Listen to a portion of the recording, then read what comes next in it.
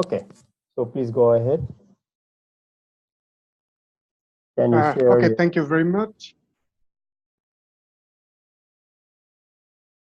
So can you share your screen? Yes. I'm sharing. Okay.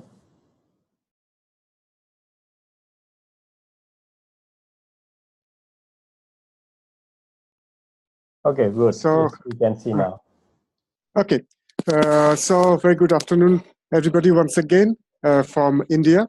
And today, as described by Dinesh, we will be talking about the Indian regional navigation satellite systems with more emphasis on NavIC, that is navigation using Indian constellation, or the other name is IRNSS, that is Indian Regional Navigation Satellite System, and the SBAS GAGAN. So basically, we will be discussing about what are the experiences and potentials, what we have witnessed over the last 2 years from GNSS Laboratory, Department of Physics, in the University of Burdwan, situated in the eastern part of India. So very briefly to tell about us, sorry, excuse me. So very briefly to tell about us, on the right hand side you can see this is one of the experimental results or simulation results presented by Multi-GNSS Asia MGA, that this region, the Indian region, India, Asia, Oceania region, is most suitable for using the multi-GNSS in the coming days. And that's why we are basically working upon 2-3 things: exploring multi-GNSS from India, how we can enhance the quality of GNSS solutions, obviously development of cost-effective applications and solutions. Also, we have got GNSS data archive. We share data. We are a member of MGA, and also we got recognition from European Space Agency. And I'd request you to go through our website, bugnsswebs.com. Our infrastructure, we have got pretty good numbers of different types of receivers. We have got IRNSS, GPS, SBAS receivers, of which I would talk about later. We have got Java Delta, GT Delta, and Java Triumph LS multi-GNSS receivers, which can track GPS, GLONASS, Galileo, now BIDO, UZSS, and obviously IRNSS or NavIC. We have got low-cost receivers, U-blocks, multi-channel low-cost receivers. This one, we came across it in the previous webinars. We came across this one, a very low-cost one, below $100. And we have got presented by our Russian Russian friends, GPS GLONASS OEM boards. We have got multiple of those. And we have got a LabSat 3 record and replace system, which is a bit of a different and unique type of system to record the whole scenario. Well, also along with, we use RTKlib. Once again, it has been discussed in detail in some previous webinar. And we use satellite toolkit or system toolkit from AGI. So the basic agenda of today's discussion would be like this: IRNSS or NavIC, a very brief introduction. What are the available hardware that can use the IRNSS or NavIC signal? Then very briefly, the solution navigation parameters, what we have witnessed. Basically visibility, satellite geometry, and solution. Then we will go into the surveys, what we have made over the couple of months, how IRNSS or NavIC can support GNSS, multi-GNSS use over the Indian region. Then advantages of this one, and very briefly, what are the potentials of atmospheric studies. Within the time limit, I will try to touch upon what is our experience with GAGAN and the future roadmap. So this will be the agenda of today's discussion. So IRNSS or NavIC is the Indian effort towards a regional independent satnav system. It has been developed solely by Indian Space Research Organization, ISRO.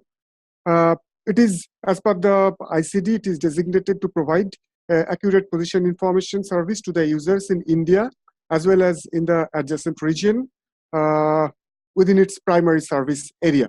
So I'll go to that afterwards. So it has a constellation of 7 satellites. Out of those, 4 are GSOs. They're placed in 55° and 111° east latitude, and 3 GEOs, that is at 83°, 34°, and 132°. So basically, this is the constellation, 7 satellite constellation. And these are the launches. Much information can be found from the ISRO website itself, so no need to discuss much about this. So just the salient points are, it started since 2013. So we have completed just 5 years as of today. There are 9 launches. Out of those, IRNSS 1A sometime before they went out of service, and the launch, the mission for IRNSS 1H last year, end of August, it failed. So other than those, out of those 9 satellites, 7 are working, functioning, and a very typical frequency used by IRNSS or NavIC system is the S-band, along with the L-band in 1.17 gigahertz. The S-band transmits in 2.4 gigahertz. So typically, to compare with other GNSS system, number one, it uses all GEO or GSO satellites, 7 satellite constellation. Unlike other GNSS system, it transmits S-band signals. Okay, so what are the available hardwares in the market? What can use the IRNSS or NavIC? So these are the options. First of all, the IRNSS GPS S-bus or IGS receiver that has been developed by Indian Space Research Organization and one Bangalore-based Indian company called Accords Software and System. They can use both L and S-band signals for IRNSS or NavIC, but the problem is still now they're not commercially available. The second option, what we have got already, that is Javad multi-GNSS receiver.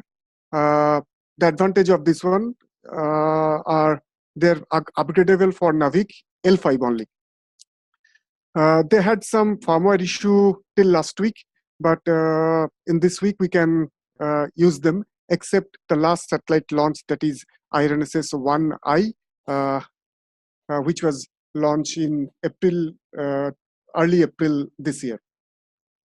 Next, the other option is Leica GR50 or Leica GR30. They can also use IRNSS L5 only signal. The cost is, in the previous case, this one, Javad Triumph LS, the cost is around USD 17,000. In this case, in case of Leica, the cost is around USD 19K. The other option, what we came around, that is Trimble Alloy, which came into the market in the first quarter of this year. Trimble Alloy, as the manufacturer demands that they can use both L5 and S IRNSS, but the problem is their antenna is still now capable of using the to support S-band. Once again, the cost line is similar to those of the Leica receivers.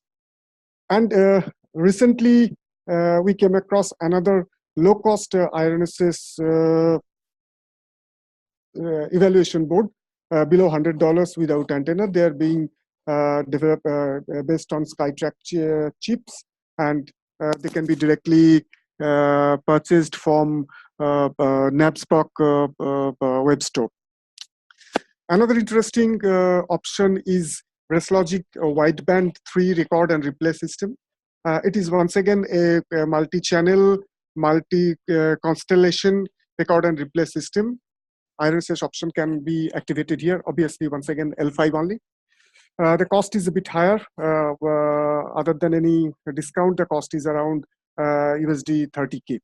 The advantage of using this particular unit is we can go to field, record data, and come back, taking a combination of one or more GNSS constellations, and we can play it back and give the output to any of the receivers what is present into our laboratory. So this is basically the NavIC hardware. So as of now, as of my knowledge, what are available in the market. Okay, so to talk about the NavIC visibility, we have simulated some data. So basically the NavIC service region, they have been subdivided into two parts. On the left-hand side of the screen, you can see the blue dotted lines. That is what is called the primary service region, covering India and some 1,500 kilometers from the coastlines. And the extended service region, which covers the eastern part of Africa till the west coast of Australia. So, and obviously, we have some reports from our European friends that they can track IRNSS satellites, which I'll talk about later. According to our simulation, so this is the case where the IRNSS or NavIC satellites are visible. So the gray one, the gray region, where always 7 satellites are visible, and 7 to 6 satellites is this region you can see here, and light violet one, 7 to 5 satellites, and this is the whole extended region what we have shown here, and between 5 and 3. So these are the core areas on the right upper corners, left and right corners. What you can see here, which sometimes cannot track fully 4 satellites. Once again we have simulated the visibility at 30-degree elevation mask for from the central India, exactly from this point. From this point, we have simulated that what is the typical visibility. The blue line shows the visibility from the mid-region, and the red line, the red curve shows somewhere here the visibility of IRNSS satellites. You can see the number in some cases. The number for the northern region falls below 4, but for the central region, along with 30-degree visibility, even 30-degree elevation mask given, it remains always greater than 4. Okay.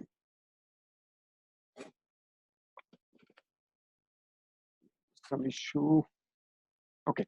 And now satellite geometry. Once again, we have simulated, taking into consideration of all 7 IRNSS satellites. At some point of time, IRNSS 1A, that is the one of the GSOs, it was not functioning, but in our simulation, we have taken into account of that one. And this is the basic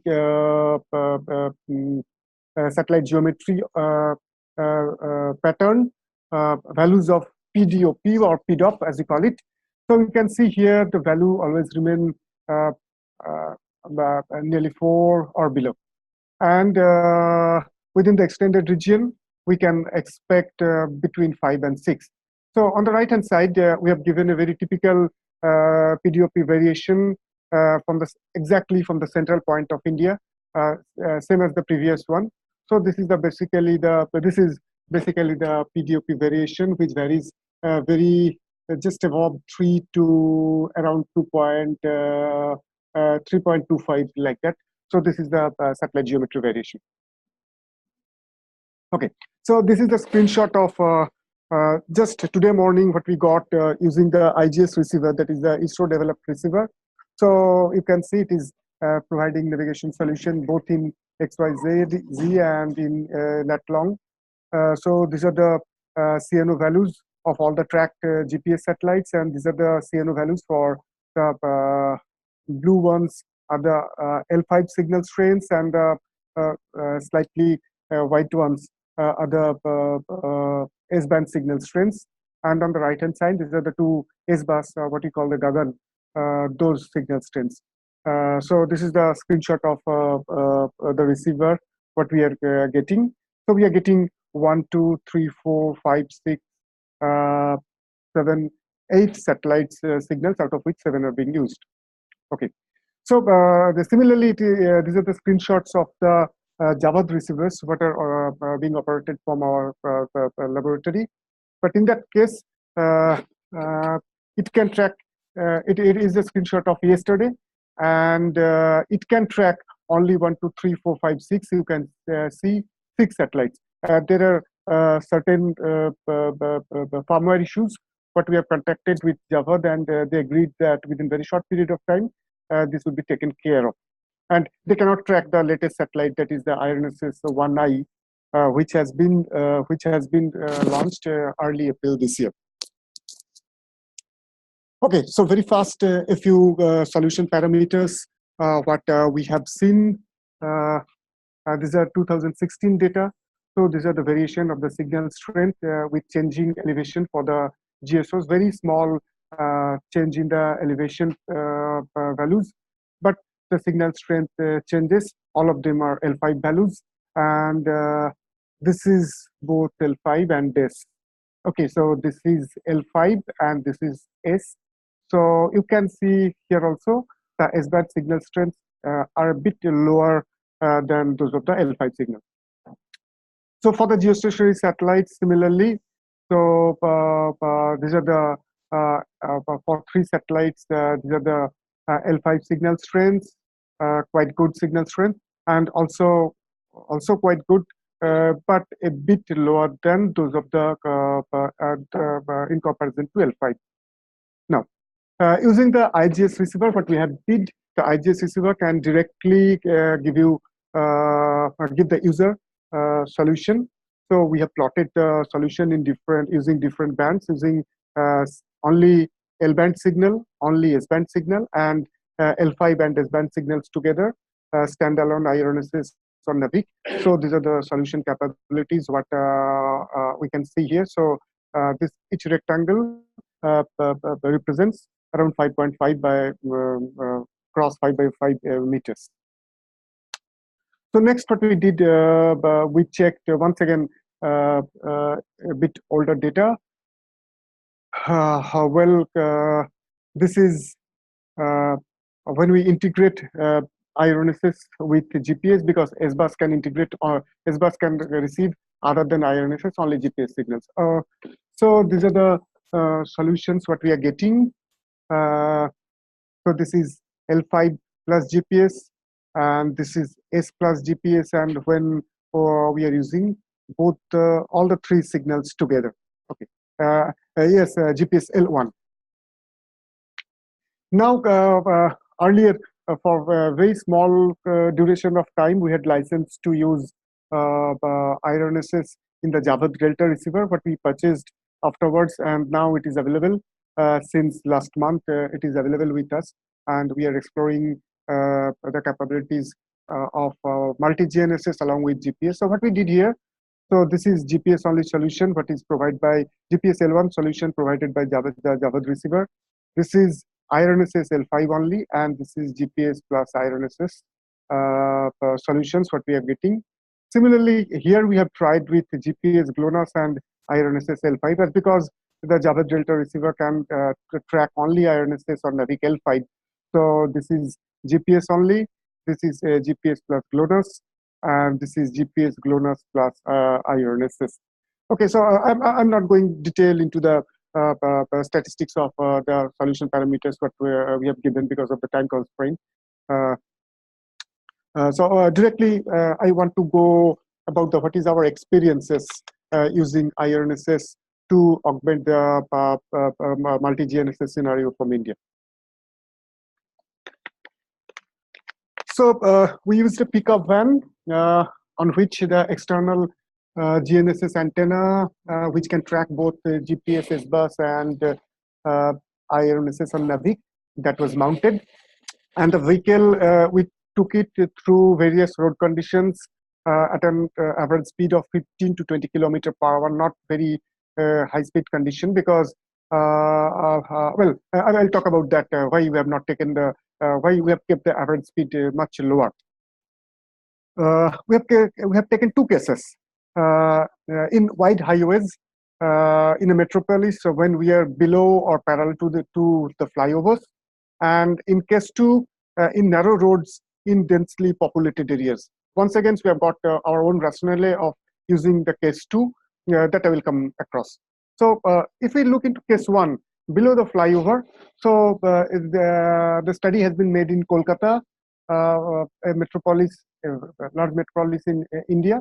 So this is the vehicle movement direction, and this is the area where the red the arrows show the areas where there are flyovers, and a vehicle is moved through the very near to it. And this is our observation, what we have.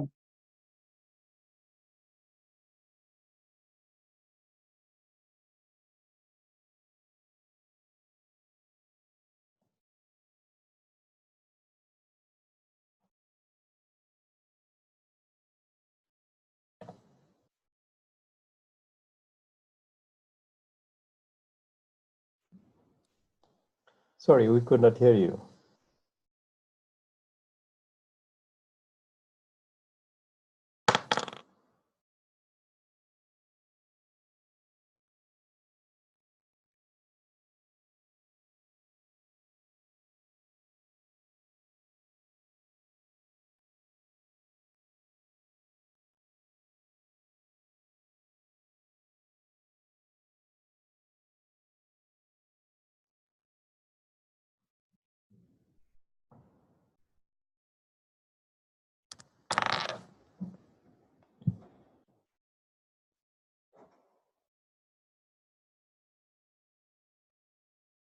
Hello.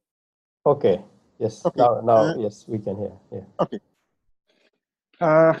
The receiver is losing lock, and also just we are showing here the number of satellites, what the receiver is, that particular receiver is tracking.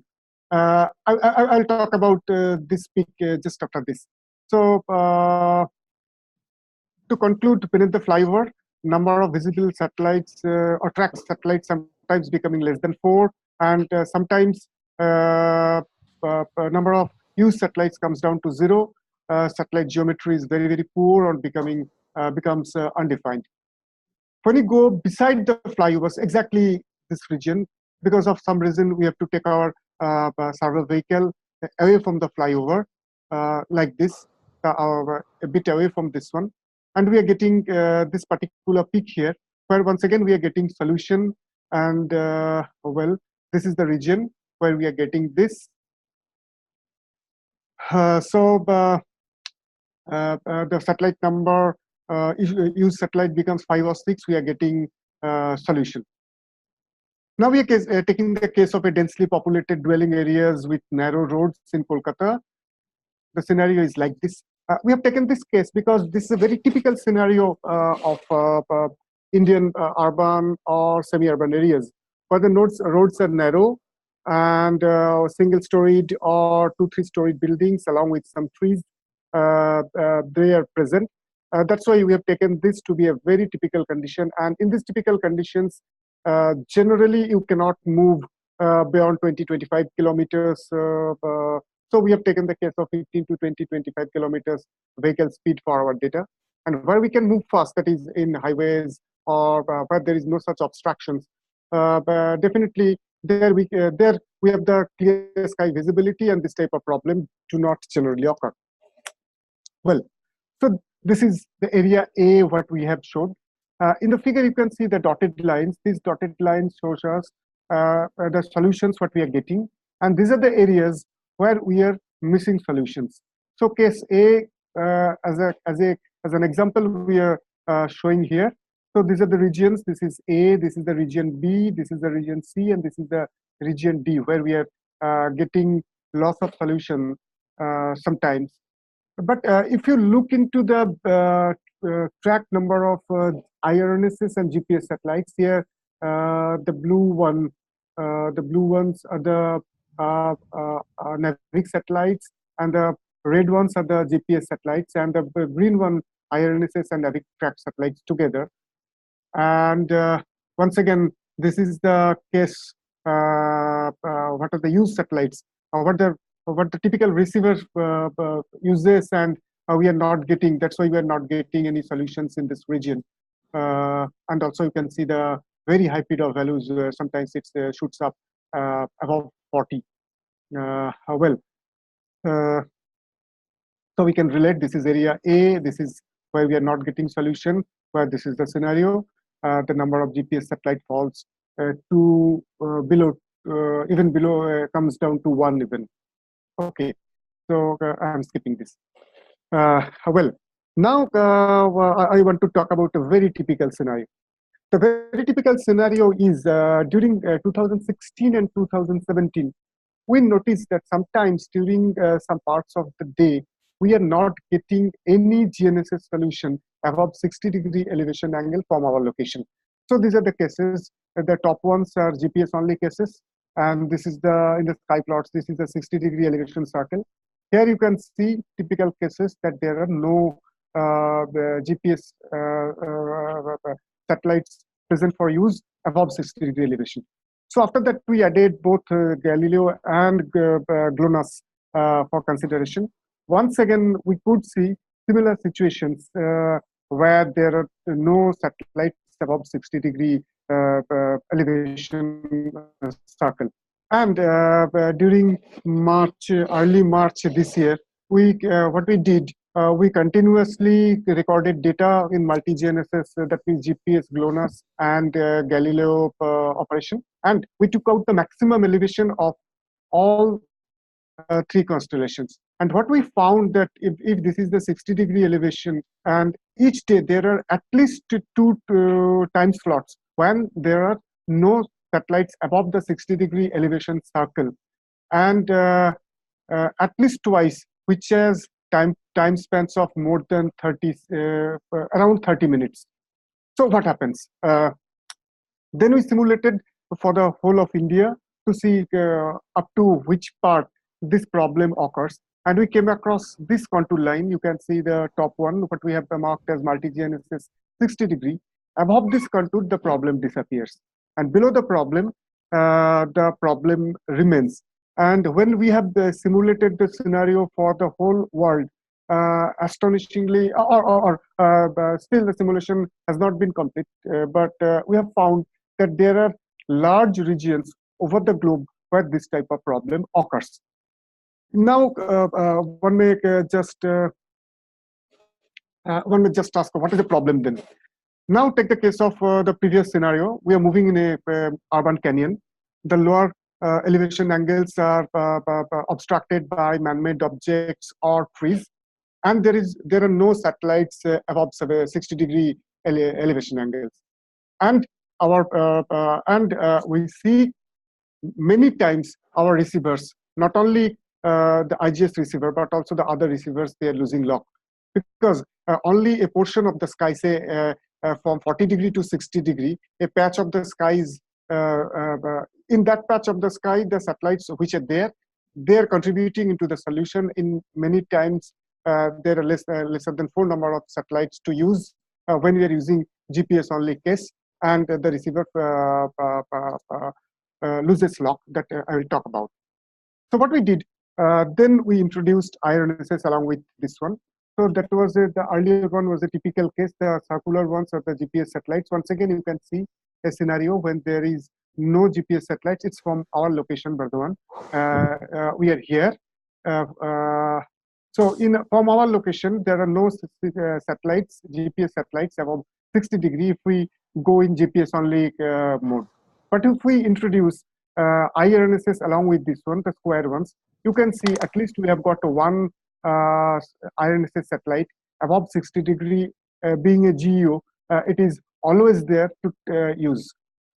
We once again made some simulations, and with that simulation, we found that only except this region of India, everywhere there would be at least one IRNSS or NavIC satellite for use in these conditions. So to augment the scenarios, the situation, and to get at least 4 satellites. Then we made some dynamic survey. Both it was the continuation of the earlier survey what we made at Kolkata, and this is made in Burdwan during March 2008, during March 2018 this year. So very similar road conditions, but in this case, being a smaller town than Kolkata, here our problem is roads are nearly similar width, but the building heights are a bit lower than those of Kolkata. So actually, we took our survey vehicle to the roads of Kolkata when this particular time, the affected time, when there are no satellites, GPS satellites above 60-degree elevation angles are there. And you can see here that the blue line is the availability of position solution. The red dots are the number of GPS satellites being used, and the black dots are the IRNSS satellites. And you can see here, in many cases, number of GPS satellites are less than 3, and because IRNSS is present there, number of satellites becomes more than 4, and we are getting 3D solution. So what we have seen as a preliminary study from Kolkata. Next, we repeated the same thing here at Burdwan. What we did, we used the same road or same path over the complete, during the whole process. It was within that affected time when there were no GPS satellite above 60-degree elevation angle. In this case, we have used a two-wheeler mounted survey. So during this time, there are no GPS satellites above 60-degree. We are using GPS plus NavIC on the left-hand side, and the black dots are the available 3D solutions. Only here we are not getting, and here in some parts we are not getting solutions. But when we are returning through the very same path, within that affected time, using only GPS, we are getting much lesser number of solutions.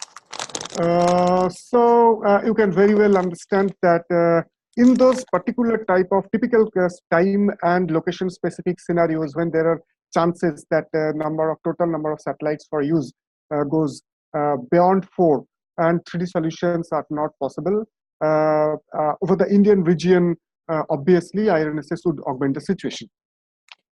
Once again, we did a static survey to see the solution quality. What we did, we kept the receiver.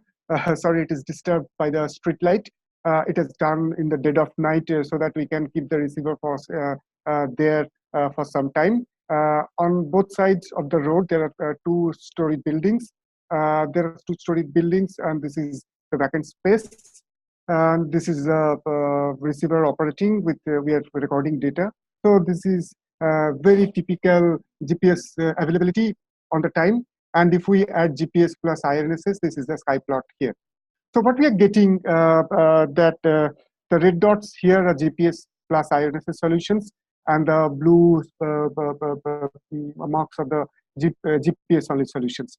And we are getting for approximately 10 minutes data in each case. So to keep the satellite geometry more or less similar, we are getting less than 50% solution success in GPS only case, and 100% solution success in GPS IRNSS operation. We have used the IGS receiver here. And also you can see the solution quality improves. That is a static survey what we have made using the IGS receiver from Burdwan. Then we took another scenario within our university campus. So these are the parts of the university campus. So this is our university campus in Burdwan. Once again we did the motorcycle or two-wheeler mounted survey. In the two-wheeler mounted survey, we can see here that there are many spaces where these are the roads and these are the academic buildings, and nearly the whole of the academic campus are full of trees on both sides of the roads. This is one area. Area C is like this, and this is area D. Area D looks like this. More dense trees, and the branches comes directly overhead where the vehicle passes or the two-wheeler passes. So we did the motorcycle-based survey, and we missed solutions here using the IGS receiver. We missed solutions here, and some parts here. But when we repeated the survey of the very same date, we are getting better solution success rate using GPS and NavIC operation. And but here we can see the solution success rate is a bit higher in case of GPS NavIC operation in comparison to GPS only operation, but not like the previous case.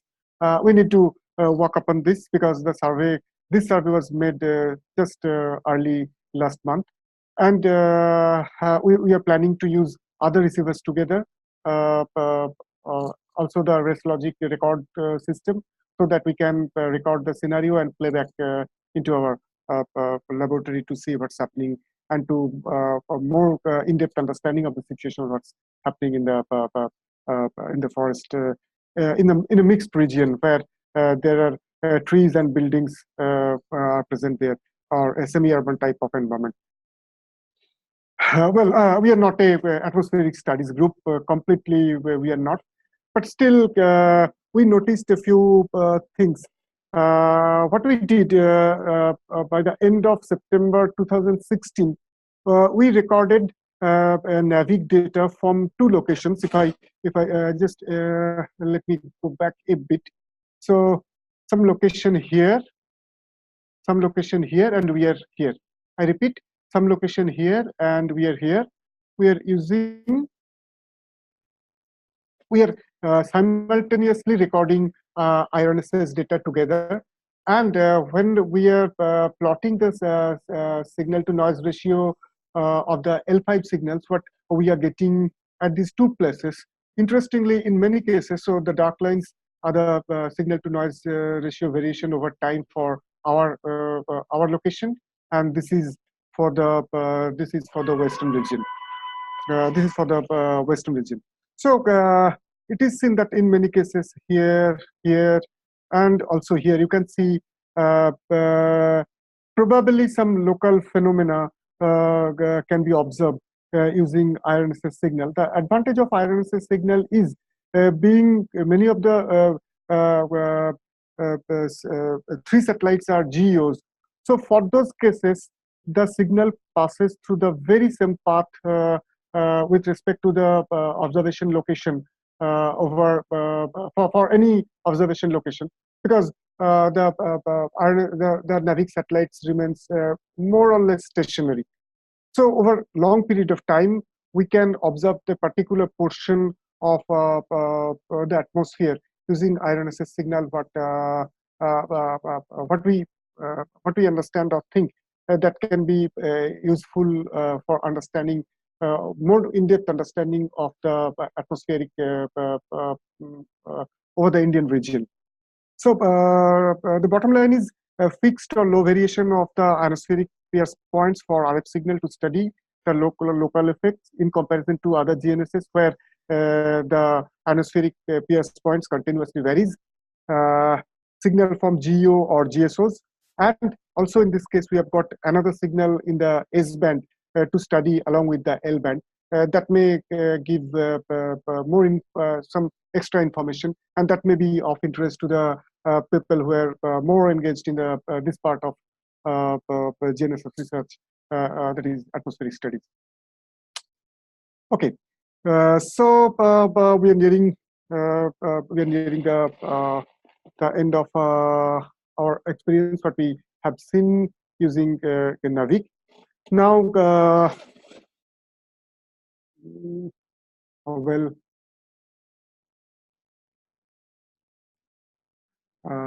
okay, let me.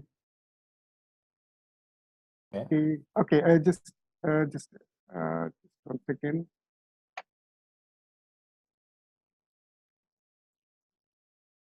Can you see it? Yes.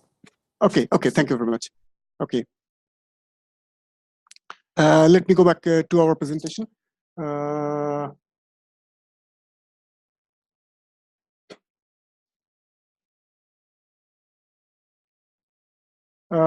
So using the GAGAN signals, that means Indian S-bus signal.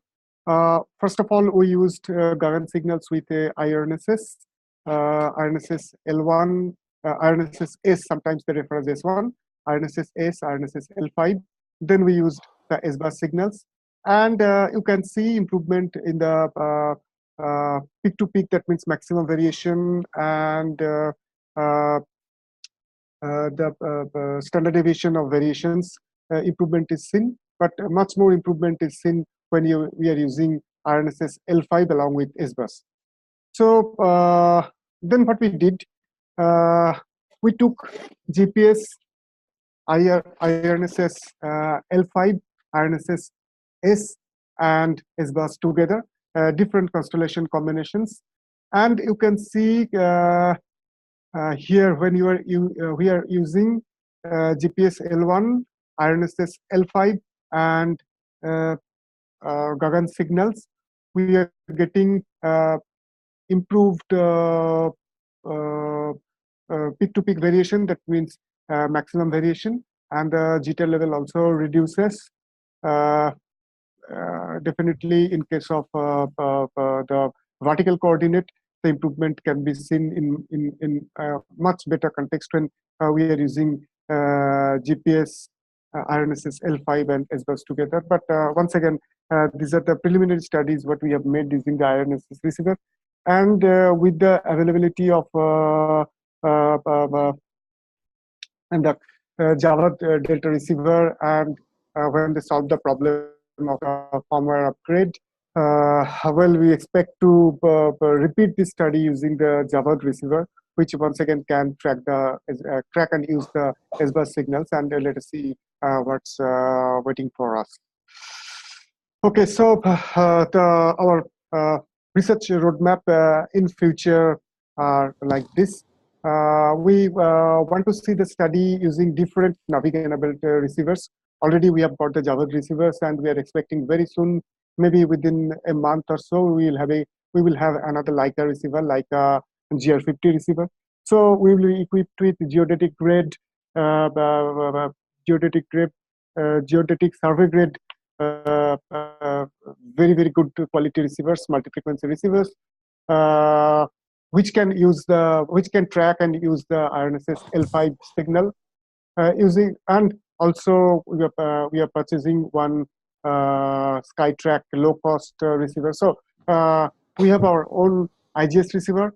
We are having survey grade good quality receiver, and we are procuring low-cost receivers. We want to compare the performances of this type of receivers, how IRNSS is performing along with in standalone or along with GPS. We want to see this.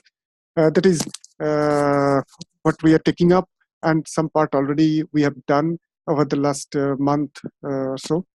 Next, we want to explore the potentials of the S-band signals. S-band signals being in the higher frequency range, whether it can handle the multipath problems a bit more efficiently over the L-band. In one or two cases during our surveys, we have got very limited data where we are getting that when our receiver is not getting, tracking L5 signal, but S-band S signal is being tracked. That we have noticed, but still the data is not sufficient still now to present or to conclude something. We need more exploration and more discussion.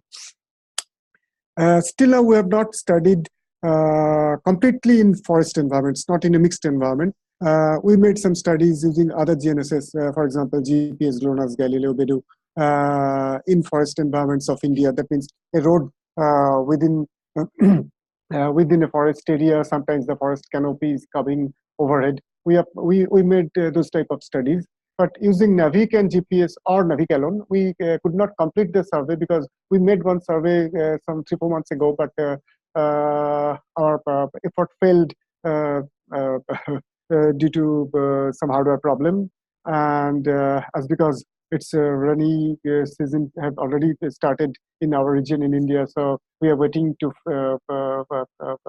the end of the rainy season, and we will go for such type of studies, how it is performing in the forest roads and going deep inside the forest canopies. We will check both of them.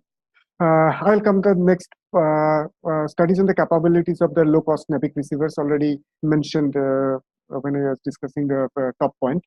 We want to see that how the low-cost receivers, the receiver cost less than 100, and the modules what they're claiming, the modules they're telling that they'll be around 20 to $30. So first, what we want to do, procure one evaluation board, its performance, and we'll move forward. So that is our aim, and to integrate this type of receivers with other applications. So we can come out with IRNSS or NavIC-based applications for starting from agriculture and other GNSS service areas. Next, timing capabilities of NavIC. We need to study this one. Another interesting topic may be the low-cost broadband antenna for NavIC because it uses both L and S bands. So the antennas, if we want to bring down the cost, how we can increase the bandwidth of the antennas at the same time keep the cost low, so that low-cost receivers, low-cost antennas can be really we can bring in those for real-life application and solution developments. How we are open for collaboration, idea exchange. And one point what we are facing, because I hope many of the developers of Article, they will come across this. I hope within a short period of time in the very near or mid future, we could integrate IRNSS raw data into Article for post-processing. That is what we expect and we want to look into it. And other international groups whose work we can see with NavIC. One is Finnish Geodetic Agency, Finland. I was talking about that the RNSS signals are visible till some part of Europe, and they have reported their research in many forums and also in some journal papers that they're getting RNSS signal. Also, Curtin University, Australia, they're getting they're working on IRNSS, and also we have seen some publications from University of Calgary, Canada. So other international groups working with the NavIC. So to merge the two, our research roadmap and international efforts, well, we are open for collaboration and idea exchange so that we over the Indian region and within the primary and the extended region, service region of NavIC, it can be really usefully used for the multi-GNSS, as a multi-GNSS constellation, which I believe is one of the main agenda of multi-GNSS Asia Consortium, of which you are a member. So to end, we can see benefits of NavIC, and we want to explore more what can NavIC give us, those users who are within the service regions, and of course all these efforts we would say or we can call it successful if we can bringing some change, some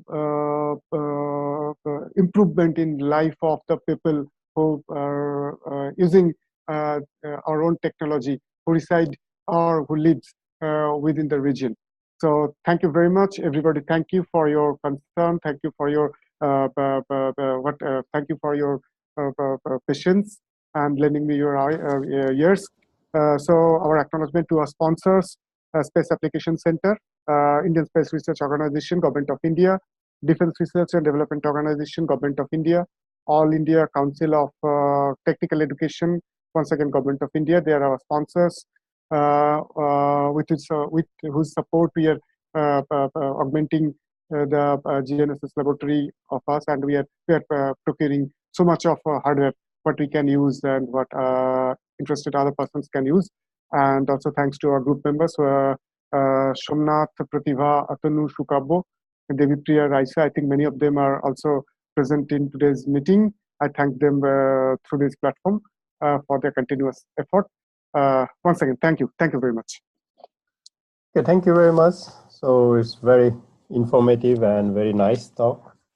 So let's have some Q&A. So let's discuss.